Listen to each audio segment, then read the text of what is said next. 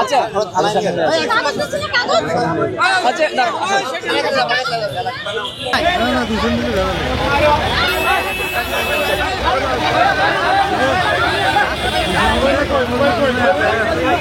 বিষয়টা আমি বলি ক্লিয়ার করি, অনেকে বুঝবে না। বিষয়টা হচ্ছে আচ্ছা নিয়ে আসেন মানি ব্যাগটা দিয়ে দাও।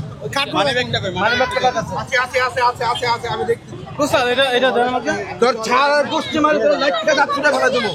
আমি কই তো জাস্ট বড় সিকিউরিটি আচ্ছা আচ্ছা আচ্ছা এ ভাই না দাও আমার এখানে পড়ে গেছে। আমার বলেন তো একটু আপনার সাথে কি করছে ও? আমার ল্যাপটপ দিছে, ও আমার যত কাপড় চোপড় গহনা সব নিয়ে গেছে, বুঝছেন? ও আমার ফোন নাম্বার বন্ধ করে রাখছে, ওর সাথে যোগাযোগ করি ওরা পাচ্ছি না। আমি এই জায়গায় আমলে 4 দিন ধরে আমি খুঁজতেছি, ওকে পাচ্ছি না। এখন আমি পাচ্ছি ল্যাপটপের দোকানে, ল্যাপটপের নাকি ক্যামেরা নষ্ট হয়ে গেছে, ওইটা ঠিক করাবার জন্য ওখান থেকে ল্যাপটপের দোকান ধরে আমাকে মারতে হচ্ছে। এত বড় ইন্টারন্যাশনাল চিটার তুই সামান্য সিকিউরিটি চাকরি করে ভাই বেটা দেশে তো অন্য লোকেরা কি করে?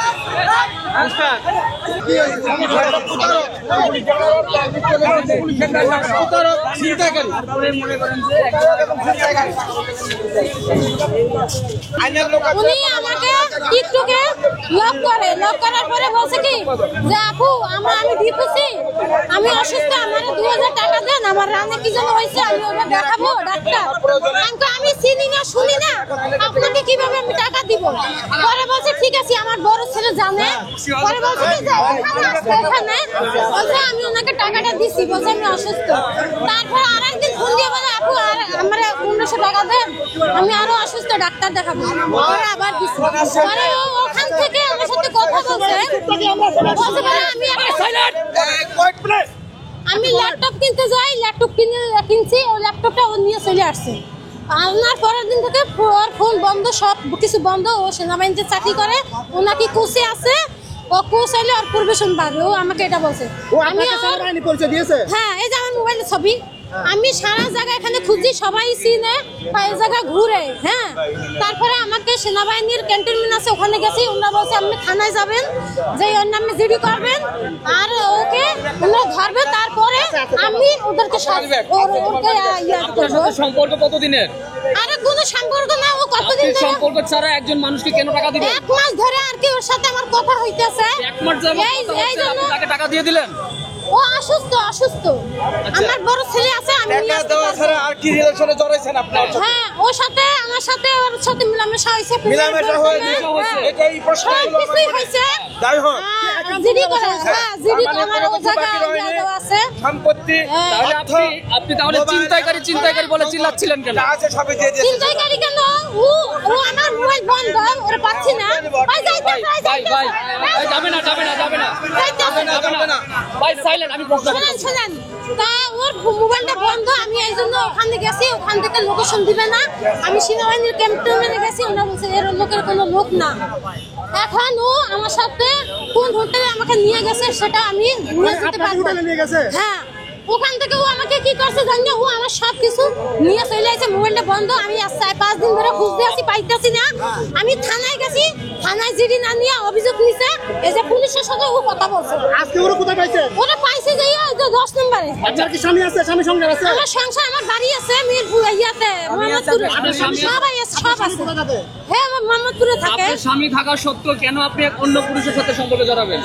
ও আমাকে বলছে ও ডিভোর্সি, আর আমার জামাই একটা বউ আছে, সেই জন্য আর কি আমি ওর সাথে কথা মানে বলছিলাম। আপনি পরকীয়া করতেন?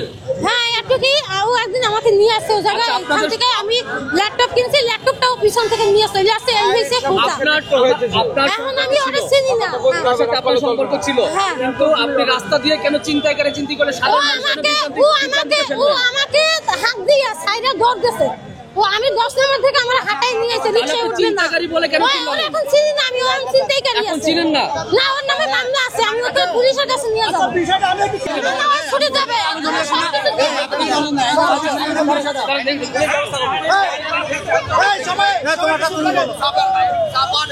বলেন কি হয়েছিল বলেন। আমাদের সঙ্গে যে রিলেশনটা ছিল তারপরে যে গিফটগুলো বলছে আমার তুমি কি বিয়ে করছো? বিয়ে ছিল ডিভোর্স এবং বিয়ে হয়েছে হ্যাঁ বাড়ি আপনার সাথে কি আপনার বিয়ে হয়েছে?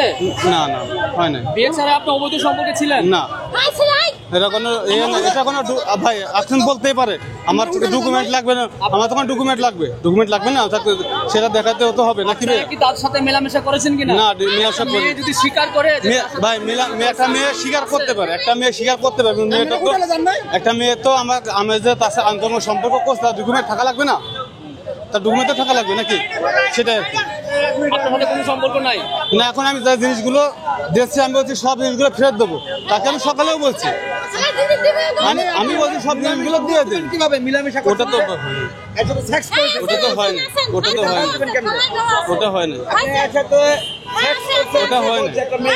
সেটা হয় নাই? না ওটা হয় না ফিজিক্যাল হয় নাই? না না হ্যাঁ, আমার physical কোনো সঙ্গে সম্পর্ক হয় না না আপনার না সাথে? না ভাইয়া হয়েছে? মহিলা যে এটা স্বীকার করছে। একটা মহিলা বলতে পারে এখন তুমি প্রথমে সবাইকে পরিচয় দিছো তুমি নেভির লোক, ঠিক আছে, কিন্তু তুমি তো নেভির লোক না, তুমি একটা সিকিউরিটি গার্ড ছিলে নেভির অধীনে, ঠিক আছে, বর্তমানে একটা গার্মেন্টসে চাকরি করো, তাহলে তুমি নেভি কেন পরিচয় দিয়েছো? এই কার্ডগুলো ওর কাছে পাওয়া গেছে। নেভি পরিচয় দিয়েছো ও নিজে মানে একটা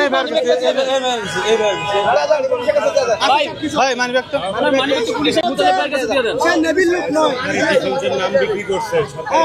ডিফেন্সের নাম বিক্রি করছে, ডিফেন্সের নাম বিক্রি করে ওই পোশাকে ছবি পরিয়ে এই মেয়েকে ইমপ্রেস করছে, উনি হচ্ছে আমাদের গেঞ্জি আমাদের গেঞ্জিগুলো না গেঞ্জিগুলো আছে আমরা থানায় বুঝাই দিব। আমরা এখন এই যে থানার গাড়ি ডাকছি, থানায় আমরা তো ফাঁড়ির লোক, মনে করেন আমরা তো ব্যবস্থা নিতে পারবো না, আমরা ওই থানায় বুঝাই দেবো, থানা দ্বারা আসতেছি। প্রথম কথা হচ্ছে স্যার ছেলেটা নিজেকে ডিফেন্সের লোক পরিচয় দিয়েছে, কিন্তু সে ডিফেন্সের কেউ নয়, সে নিজেকে ডিফেন্সের লোক পরিচয় দিয়ে একটা মেয়েকে কি করেছে প্রতারিত করেছে, আর মেয়ের কাছ থেকে একটা গুরুত্বপূর্ণ জিনিস ছিনিয়ে নিয়েছে। আর মেয়েটা হচ্ছে ওকে প্রথমে চিন্তাকারী হিসাবে উপস্থাপন করলেও এটা কিন্তু চিন্তায় নয়, ওরা দুজনের মধ্যে সম্পর্ক ছিল, মেয়েটার স্বামী আছে, সংসার আছে, এরপরে ওই ছেলেটার সাথে পরকীয়া গেছে এবং ফিজিক্যাল রিলেশনে জড়াইছে। এখানে কিন্তু আসলে আমরা যতটুকু জানতে পেরেছি যে দুজনেই কিন্তু বৈদুষী। ওরা একটা হোটেলে গিয়ে ফিজিক্যাল সম্পর্ক এগুলো হচ্ছে থানার গাড়ি আসতেছে, আমরা এখন থানার কাছে দিব, থানায় এটা ইনভেস্টিগেশন করবে, কি সমস্যাটা কি হয়েছে আমরা ভালোভাবে জানবে, জানি না আইনগত ব্যবস্থা নেবে।